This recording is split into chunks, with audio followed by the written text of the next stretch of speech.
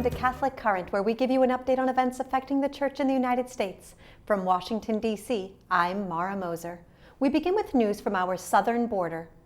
On January 8th, President Biden visited El Paso amid criticism over the administration's immigration policies. During the visit, Bishop Seitz of El Paso delivered to the president a card written by a young migrant. The card said, "Lord, I ask you to take me out of this place soon. Help me with my case. I want to be with my mom and sister soon. Amen." The visit came on the heels of the administration's announcement that it would expand both the policy known as Title 42 and humanitarian parole to include people from Cuba, Haiti, and Nicaragua.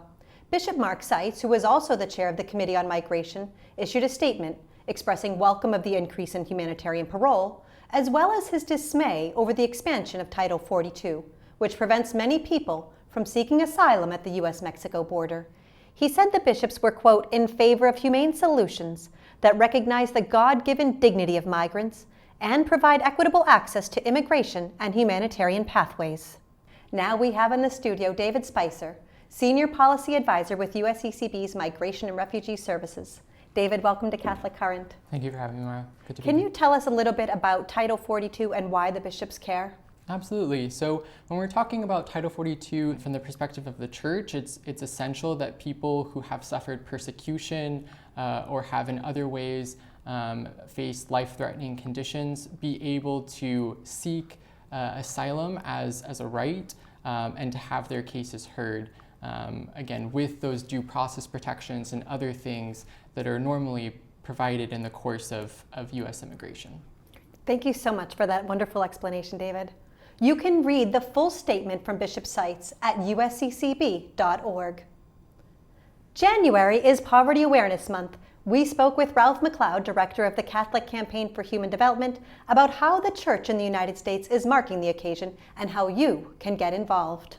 Well, let me just be clear. The bishops care about poverty 12 months out of the year, 365 days. And they, in their wisdom, decided they should spend some time looking at the multidimensional aspects of poverty, that we spend some time and that we pause and look at, how it interacts with, how it relates to families, how it impacts communities, how it impacts neighborhoods, to come back and look at ways they might be addressing. What are some ways that people who are watching can get involved in celebrating Poverty Awareness Month?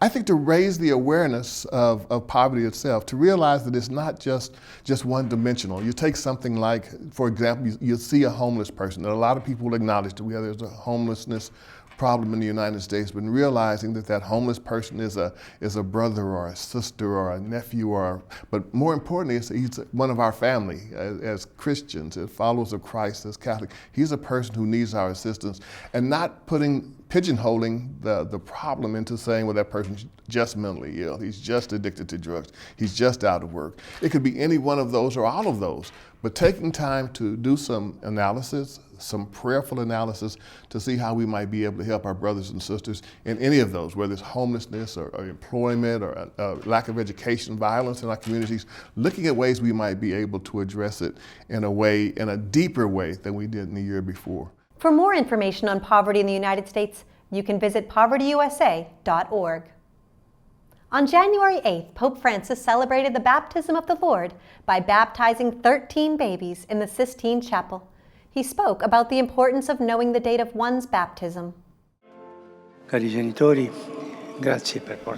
parents, thank you for bringing your children here, for bringing them into the Church. And this is a good day because we forget when we were baptized. It is like a birthday because baptism is a rebirth to the Christian life. That is why I advise you to teach your child the date of his or her baptism as if it is a new birthday. Each year, may they remember and thank God for this grace of becoming a Christian. This is a task I advise you to do.